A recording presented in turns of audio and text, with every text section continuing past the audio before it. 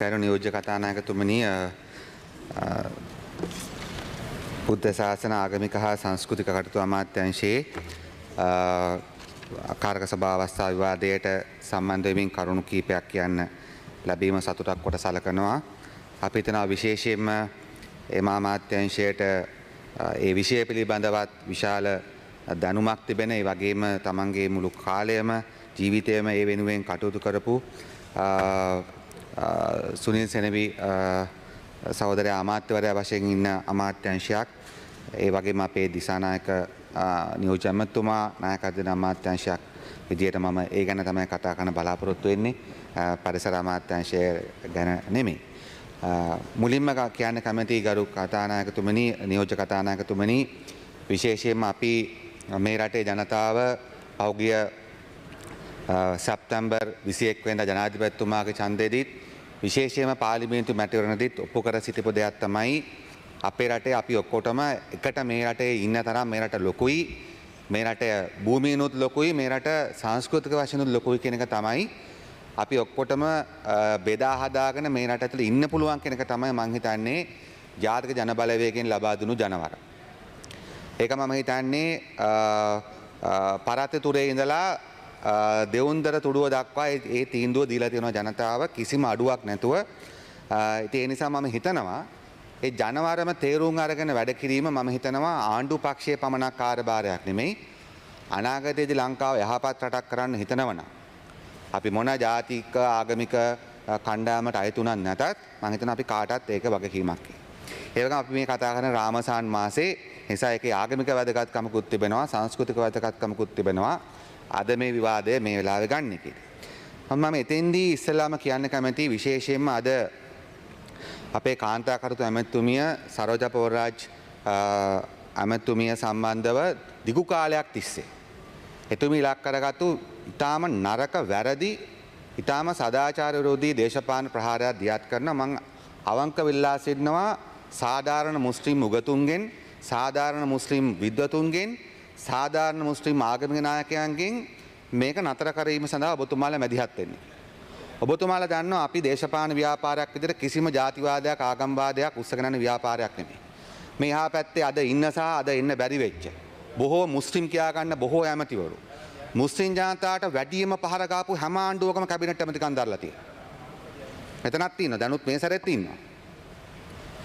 අපේ කවදාවත් අපි ඡන්ද බලාගෙන ජාතිවාදය ආගම්වාදය කරපු පක්ෂයක් නෙමෙයි. ඒ නිසා අපේ පක්ෂේ ඉන්න ඉතාමත්ම වටිනා. අපි ඉතාමත්ම අගය කරන. අපේ නායිකාවක් තමයි සරෝජා පොරරාජ් මැතිණිය කියන්නේ. එතුමිය අවුරුදු 6 දී තමයි 83 කළු ජූලියෙන් අනාථ වෙලා අනාථ කඳවුරක ඉඳලා මාස කිහිපයක් එතුමියගේ පියා තාත්තලා ඒ ප්‍රදේශවල ප්‍රභූවරු වැඩගත් අය විනාශ කාට පස්සේ මාතරදී විනාශ වෙලා මාතර දාලා යන්නේ නැතුව මාතර මිඳගෙන මේ සිංහල දෙමළ මුස්ලිම් ජනතාව සමග එකට වැඩ කරලා අද මේ රටේ නායකාවක් කළා තියෙනවා. අඩු ගානේ ඒකට රෙස්පෙක්ට් කරන්නේ නැහැ. මාතර දිස්ත්‍රික්කේ කොච්චර මුස්ලිම් ජනතාව හිටියත් ඉස්ලාම් මුස්ලිම් මන්ත්‍රීවරයා අපේ පක්ෂෙන් ඔබතුමාලගේ පක්ෂ වලින් ආවේ නැහැ. ඒකට රෙස්පෙක්ට් කරන්නේ නැහැ. ගරු ජනාධිපතිතුමා ගිහිල්ලා ජමේත් උලමක හම්බ වෙලා උලම සභාවේ සභාපතිතුමා මුණ ගැහලා ජනාධිපති වෙන්න කලින් එතුමා කිව්වා ගරු නියෝජ්‍ය කතානායකතුමනි මුස්ලිම් ජනතාවගේ අදාළ කරන පෞද්ගලික නීති ප්‍රමාණයක් අපේ රටේ තිබෙනවා. ඒක හින්දු ජනතාවටත් තිබෙනවා උඩරට ජනතාවටත් තිබෙනවා. ඒ විශේෂයෙන්ම ඉස්ලාමීය නීති වෙනස් කරන්නව නම් වෙනස් කරන්නේ සාකච්ඡා කරලා හැම කෙනා සමගම සාකච්ඡා කරලා තමයි කරන්න කියන එක මේ රටේ ජනාධිපතිතුමා ජනාධිපති අපේක්ෂක වශයෙන් උත් කිව්වා එතුමා දැන් ජනාධිපතිලා තිබෙනවා. එසේ තිබියදී ඒක දැන නැවත සරෝජා පොරරාජ් ඇමතුමියට ඉතාම නින්දිත විදියට අපි දැකලා තියෙනවා ප්‍රකාශ ගහනවා එක සෝෂල් මීඩියා එක දේවල් කරනවා. දාද පාර්ලිමේන්තුවේත් එක වගේ දේවල් කියනවා. ගරු නියෝජ්‍ය කතානායකතුමා. රටේ ජනාධිපතිතුමා එක කියලා තියෙනවා. අපේ භාවිතාවෙන් පෙන්නලා තියෙනවා. ඒ වගේම ඔබතුමා දන්නවා මේ පාර්ලිමේන්තු මේ රටේ අවුරුදු ගානක් තිස්සේ අවුරුදු මං හිතන්නේ 11කට තිස්සේ තිබුණා ඔය ඉස්ලාමීය නීති වෙනස් කිරීම සම්බන්ධව ඉස්ලාමීය උගතුන්ගේ කමිටුවක්. මෙරට ඉන්න ප්‍රබුද්ධම ඉස්ලාමීය උගතුන් සම්බන්ධ වෙච්ච කමිටුවක්.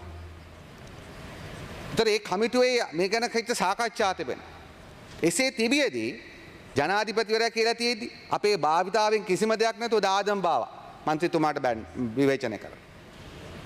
දැන් අපි මැරලි ඉපදුන්නේ නැහැ. අපි දන්නේ නැද්ද මේ මුස්ලිම් දෙමළ කියාගෙන සිංහල කියාගෙන ආපු ඇමතිවරු පල්ලි ඇතුලේ දේශපාලන කරපිදී අපි දන්නේ නැහැ. අපි බබා.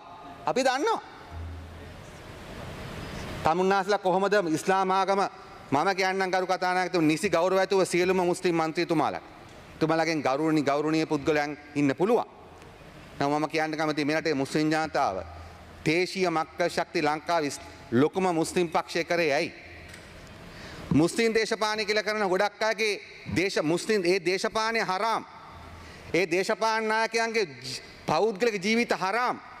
එතුමාලගේ බිස්නස් ඔක්කොම හරාම්. ඒගොල්ලෝ ආගම නාමයෙන් කරන්නේ හරාම්. අද මොකද්ද මේ කරන්න හදන්නේ? අද මේ කරන්න හදන්නේ පළාත් පාලන ඡන්දේ වැලේ වැල් නැතුව යන්න හදන්නේ. නිසා දැන් මේක අදලා අරගෙන මේක අද ගන්න හදනවා. දැන් මම අහන්න කැමතියි ගරු ඇමතුමිය ස්විට්සර්ලන්තේ ගියා. එතුමියගේ කතාවේ මම අභියෝග කරනවා මම ඔබතුමාට පොඩ්ඩක් මේක හැන්සාට් කරනවා. සරෝජ මැතිණියගේ කතාව මම හැන්සාට් කරනවා කොහෙද එතන තියෙන්නේ? එහෙම එකක් කියලා නෑ. එතුමිය මගින් මකට මං හිතන්නේ මීට මාස 7කට කලින් මෙතනදී කිව්වා ගරු සභාපති නියෝජ්‍ය කතානායකතුමනි මේ නීති නීති කියන්නේ මිනිස්සු ලියපුවානේ. නීති වෙනස් කරන්න අවශ්‍ය නම් ඒවා සාකච්ඡා කරලා සියලුම කණ්ඩායම් සමග සාකච්ඡා කරලා කරන්න කියන එක එතුමිය මෙතන ඇති වෙන්න කියලා තියෙනවා. හැබැයි ඇහෙන්නේ ඇයි ඒ? ඡන්දට කලින් මොකක් හරි පත්තු කරගන්න ඕන. දැන් රාජපක්ෂලෙම හිටියනම් හරි ලේසි. අපි මේ රටේ සිංහල දෙමළ මුස්ලිම් ඉස්ලාමීය කතෝලික ක්‍රිස්තියානි හැම කෙනාට මේ රටේ සම්පූර්ණ ගරුත්වයේ සහිත ආණ්ඩුවක් හදලා තියෙනවා. ඒ නිසා මම තාම කරුණාවෙන් ඉල්ලා සිටිනවා අපි කිසිසේත්ම මේ වෙනස්කම් කරන්න ඕන නම් වෙනස්කම් කළ යුතුයි. එහෙම තමයි ලෝක රටවල් ඉස්සරහට ගිහලා තියෙන්නේ. තුර්කිය වෙන්න පුළුවන්, සෞදි අරාබිය වෙන්න පුළුවන්, ඉන්දුනීසියා වෙන්න පුළුවන්, මැලේසියා වෙන්න පුළුවන්. අපි කොයිතරම් ඉහළින් සෞදි අරාබිය තානාපතිතුමා එක කතා කරනවද? පලස්තීන් තානාපතිතුමා එක කතා කරනවද? ඔබතුමිය දන්නවා. අපි මේ රටේ හැම තානාපති කාර්යාලයකම කටයුතු කරනවා. අපි ඒ ඉස්ලාමීය සංස්කෘතියේ තියෙන වැදගත්කම පිළිගන්නවා. අපි දන්නවා. මම දුක් වෙනවා ගරු කතානායකතුමනි. ස්වර්ගය ඇත්තේ මවගේ දෙපතුලට පහළිනි කියලා. ස්වර්ගය ඇත්තේ මවගේ දෙපතුලට පහළිනි කියලා තිබෙන කුරාණයේ තිබෙන එහෙම එවැනි වැදගත් ආගමක එසේ තිබියදී හදීස් වල තිබියදී අම්මා කෙනෙක් වෙච්ච කාන්තා කටුතු ඇමතුමියට දිගින් දිගටම මෙහෙම කරන්නේ. අපි පක්ෂයක් වශයෙන් ප්‍රතිපත්තිමය වශයෙන් ජනාධිපති මට්ටමින් කියලා තියෙනවා. ඔප්පු කරලා තියෙනවා. අපි ජාතිවාදී කරන්නේ නැහැ කියයි. අපි රෙස්පෙක්ට් කරනවා කියලා සියලුම මේ සංස්කෘතීන් වලට. එසම කරුණාකර ඉල්ලා හිටනවා මෙරට ඉන්න වැදගත් මුස්ලිම් උගතුන්ගෙන් නායකයන් කරුණාකරලා මේක නතර කරා.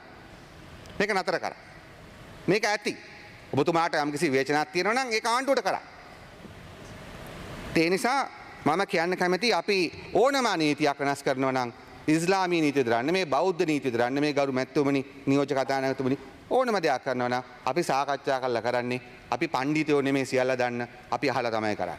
සමන් කරුණාවෙන් ඉල්ලා සිටිනවා හැම දෙයක්ම හරාම් කරන සමහර දේශපාලනඥයෝ ප්‍රමාණයක් ඉන්නවා.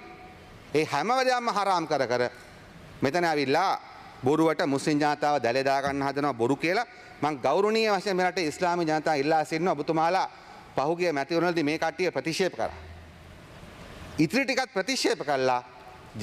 දේශීය මක්ක ශක්තිය වලින්ම වෙන්න ඕනේ නැහැ. වැදගත් උගත් පිළිගත් තමන්ගේ ජීවන භාවිතාව ඉස්ලාමීය දහමට අනුව සැබෑ ලෙස ජීවත් වෙන ඉස්ලාමීය උගතුන් තරුණ තරුණියන් ප්‍රමාණයක් මේ සභාවට එවන්න කිය. අපි රටේ ජනතාවගෙන් ඉල්ලා සිටිනවා. ඒ නිසා ඒ වගේම ගරු නියෝජ්‍ය කතානායකතුමනි මම ඔබතුමාට කියන්න කැමතියි අපි හැම කෙනාම ආරක්ෂා වුණොත් තමයි අපි තනිතනියමත් ආරක්ෂා වෙන්නේ. ඒ නිසා එක්කෙනෙක්ගේ සංස්කෘතිය බින් දැම්මොත් අනිත් ඒ කියන්නේ අනිත්‍යගේ සංස්කෘතියත් බිඳ වැටෙනවා. ඒ නිසා අපි ඊටාම පැහැදිලිව කියන්න කැමති ඉස්ලාමීය වේවා බෞද්ධ වේවා හැමතැනම අපි ආරක්ෂා කරන්න. මොකද දන්නවද? දැන් අපේ තත්ත්වයේ සෑහෙන අපේ රට ජනතාව පරාජිතපත් කරන් තිබෙනවා. අපි ඇත්ත කතා කරොත් මීට මාස කිහිපයකට අවුරුදු ගානකට කලින් මොකද්ද අපි දන්න දේ තමයි අපේ රටේ එක ජාතික කණ්ඩායමක බහුතරයේ ඉන්න තැනදී අනිත් ජාතික කණ්ඩායම් දෙක තුනේ අයිතිවාසිකම් වල තත්ත්වය මොකක්ද කියන්නේ. ඒක තමයි බලන්න තියෙන ලිට්මස් ටෙස්ට් එක.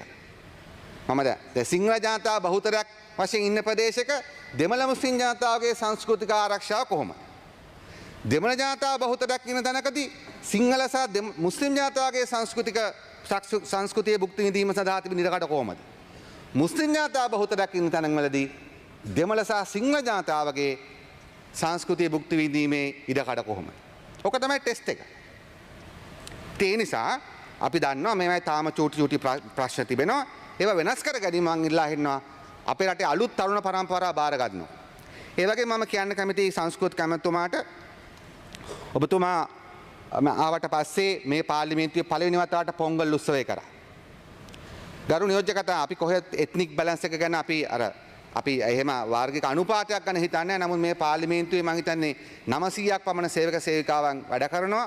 මම දන්නා තරමින් එදා පොංගල් දවසේ මම දැනගත්තේ 30කටත් අඩුයි දෙමළ මේ කාර්ය මණ්ඩලය.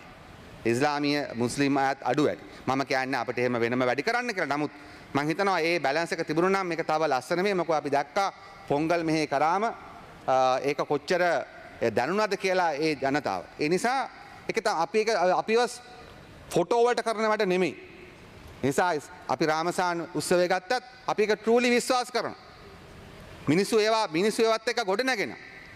ඒ නිසා අපි ඉල්ලා හිටනවා ඔබතුමා නියෝජ්‍ය කතානායකතුමාගෙනුත් මේ පාර්ලිමේන්තුවත් ඒ ෆුලි රිප්‍රසන්ටඩ් වෙන විදියට දැන් කාන්තාවන් මන්ත්‍රීතුමියන්ගලා ගොඩාක් ඇවිල්ලා තිබෙනවා. අනිත් දේවලුත් ඒ පැත්තට යන්න කියලා. ඒ වගේම මම සංස්කෘතික ඇමතුමාගෙන් ඉල්ලා සිටින කැමැති විශේෂයෙන් මේ ආගමික සහජීවනය නැත්නම් ජනතාවන් අතර විශ්වාසය තහවුරු කිරීමේදී පුරාවිද්‍යාව නැචරල් සයන්ස් එකක් වගේ වුණාට දැන් ඒක පොඩ්ඩක් පොලිටිසයිස් වෙලා තියෙනවා. සමා ඔබතුමාගේ ඉල්ලා සිටින කැමැති විශේෂයෙන්ම මේ පුරාවිද්‍යාව ඒක ඉතිහාසෙම කරුණක් කවුරුත් දන්නවා පුරාවිද්‍යාව භාවිතා කරන් තිබෙනවා දේශපාලන අරමුණු වෙනුවෙන් විවිධ රටවල් වල විවිධ යුගවල. ඔබතුමා ඉල්ලා සිටිනවා යම්කිසි ඒ කියන්නේ විශ්වවිද්‍යාලීය හරි නැත්නම් විශ්වවිද්‍යාලයෙන් පරිබාහිරව හරි උගතුන් ප්‍රමාණයක් පත් කරගන්න කියලා මේ පුරාවිද්‍යා ගවේෂණ විතරක්ම නෙවෙයි. ඒ ගවේෂණ සහ ඒවා පිළිබඳව ඉස්සරහට සයන්ස් පැත්තට මම කියන්නේ. නමුත් ඒ සම්බන්ධව යම් ආකාරයක කෙරෙන්නා වූ බලපෑම් තිබෙනවා. ඒවා අර ජාතිවාදී ආගම්වාදී ඩෝස් එකෙන් බේරගෙන ඒ ෆ්ලේවර් එකෙන් බේරගෙන ඉස්සරහට යන්න පුළුවන් යම් ආකාරයක ව්‍යුහයක් ගැන මම ඔබතුමාට කියන්න කැමතියි. ඒ වගේම ගරු මැතිතුමනි මම ඉල්ලා සිටින කැමතියි ගරු අගමැතිතුමිය පැත්තෙනුත් ඉදිරියේදී එතුමිය අධ්‍යාපන ප්‍රතිසංස්කරණ කරන්න යන නිසා විශේෂයෙන්ම අපි දන්නවා අපේ රටේ ඉතිහාසයේ අච්චු පොත්වල අපි පිළිගන්න අපේ රටේ අත්සාතිශය බහුතරය සිංහල බෞද්ධ ජනතාව ඔවුන්ගේ සංස්කෘතික කටයුතු තමයි ගොඩාක්ම තිබෙන්නේ. ඒක බොරුවක් නෙමෙයි. මේ රටේ ඒක සත්‍යයක්. නමුත් ඒ අතරම දෙමළ මුස්ලිම් ක්‍රිස්තියානි සහ එසේත් නොවන වවුනියාවේ පුංචි ගමක් තියෙන නොච්චිකුලම කියලා. ඒ ගමේ ඉන්නේ වඩිග කියන ජනතාව. වඩිග මම මේ ගමට ගිහිල්ලා තිබෙනවා. එවැනි ගම්මාන 4ක් තියෙනවා ගරු සංස්කෘතික ඇමතුමා. ඔවුන්ගේ ජාතිකත්වය වඩිග. ඒ නිසා මම කියන්නේ අපිට අච්චුපොත කියෙව්වම මුස්ලිම් දරුවෙක්ට හිතෙන්න නා මේ මම ලංකාවට අයිතියි කියලා. දෙමළ දරුවට හිතෙන්න මම ලංකාවට අයිතියි කියලා. මගේ ආත්තම්මල සීලා ලංකාවේ නුන් දෙයක් කළා තියෙනවා කියලා. ඒ නිසා මම ඔබතුමාගේ ඉල්ලා සිටිනවා මේ විෂය නිර්දේශ සකස් කරද්දී මේ තියෙන සැබෑ ආතාත්‍ය විකෘති කරන්න කියලා නෙමෙයි. නමුත් මේ හැම කෙනාම ඉන්ක්ලූඩ් වෙන විදියට මේවා සකස් කරන හොඳයි කියලා. ඒ වගේම මම දන්නේ මම මන්නාරවල මම හිතන්නේ තියෙනවා අවුරුද්ද පුරාවිද්‍යාව වැදගත්කමක් තිබෙන ඉස්ලාමීය ස්ථානයක් පුරාවිද්‍යාව වැදගත්කමක් තිබෙන කතෝලික ස්ථාන. ඉතින් මම හිතනවා අපේ රටේ බෞද්ධ සංස්කෘතික ස්ථාන වගේම ඉස්ලාමීය කතෝලික තිබෙන ස්ථාන ඒවත් හඳුන්වා දෙන්න කියලා. ඒ වගේම මම හිතනවා අපි ඉතාලියට ගියොත් නැත්නම් අපි ඉන්දියාවට ගියොත් ගරු මැතිතුමනි බලන්නේ ඒ රටේ සංස්කෘතිය. ඒ නිසා මම හිතනවා ලංකාවේ සිංහල ජනතාවත් උතුරට ගියාම උතුරේ තියෙන හින්දු සංස්කෘතිය තමයි මම හිතන්නේ වැඩිපුර බලන්න ඕන කම තියෙන්නේ. නාගදීපෙත් යන ගමන් මොකද එහෙම වුණාම තමයි අපි මේ රටේ හැම සංස්කෘතියක්ම භුක්ති විඳින අය බවට පත් වෙන්නේ. ඉතින් ඒ නිසා මම විශේෂයෙන්ම ඉල්ලා සිටින්න කැමැති අවසාන වශයෙන් මේ සංස්කෘතික ආගමික කටයුතු අමාත්‍යාංශයේ විදියට අපේ රටේ සංහිඳියාව ගොඩනගන්න මේ අමාත්‍යාංශයට ඉතාම සුවිශාල වගකීමක් තිබෙනවා. මම හිතනවා පාසල් අධ්‍යාපනය තුල වගේම පාසල් අධ්‍යාපන පිටිනු අපිට හැම ආගමකම තිබෙන වෙනස්කම් සමානකම් වගේම සමානකම් විතරයි අපිට උගන්වන්නේ. නෑ වෙනස්කම් උගන්වන්නත් ඕන. මොකද වෙනස්කම් ඉගෙන ගත්තම පස්සේ තමයි තේරෙන්නේ ඒක කොච්චර ඒවත් එක ජීවත් වෙන්න ඉගෙන ගන්න පුළුවන්කම තියෙනවා. දැන් මේ රාමසාන් මාසේ මිනිස්සු කොච්චර ඒක ඉස්ලාමී ජනතාව කොච්චර අමාරුයි. අපේ මවුලවි මුනීර් ගත්තත් නේද? යම්කිසි ඒක දැනන වෙසක් කූඩුව හදන එක බෞද්ධ දරුවෙට දැනෙන ප්‍රමාණයක් තියෙනවා. ඒක සමහරට ඉස්ලාමී දරුවෙට දැනෙන්නේ නැති වෙන්න පුළුවන්. ඒ නිසා මේ සමානකම් වගේ වෙනස්කම් උගන්වන්නත් ඕන. ඒ නිසා මම හිතනවා වෙනස්කම් ඉගෙන ගන්න ඕනකම තියෙන අනිකව තේරුම් ගන්න. ඒ නිසා මම හිතනවා ඒවත් එකතු කරගන්න අධ්‍යාපනය තුළ පමණක් නෙමෙයි අධ්‍යාපනයෙන් එළියෙත් මේ කරන්න කියලා අවසාන වශයෙන් මම ඉල්ලා සිටින කැමති අපේ රටේ සිංහල දෙමළ මුස්ලිම් තරුණ දරුවන්ගෙන් තරුණ පරම්පරාවෙන් කරුණා කරලා මේ රට අපි ඔක්කොටම එකතු වෙලා ඉන්න පුළුවන් නම් ලොකුයි මේ රට. අපි ඔක්කොටම අපේ ආගම දහම සංස්කෘතිය භුක්ති විඳින තරම් ලොකුයි මේ රට. නිසා කරුණා කරලා මේ පරාජික වෙච්ච දේශපාලන චරිත නිවලින් අපේ ලස්සන භූමිය තවත් මේව කරන්න දෙන්න එපා. ඕගොල්ලන්ගේ ලස්සන අනාගතය මේගොල්ලන්ට ඡන්ද වෙනුවෙන් ගසා ගන්න දෙන්න එපා කියන ඉල්ලීම තේරුම් අරගෙන කටයුතු කරන ඉල්ලා සිටිමින් මගේ අදහස දැකීම අවසන් කරන බොහොම ස්තුතියි.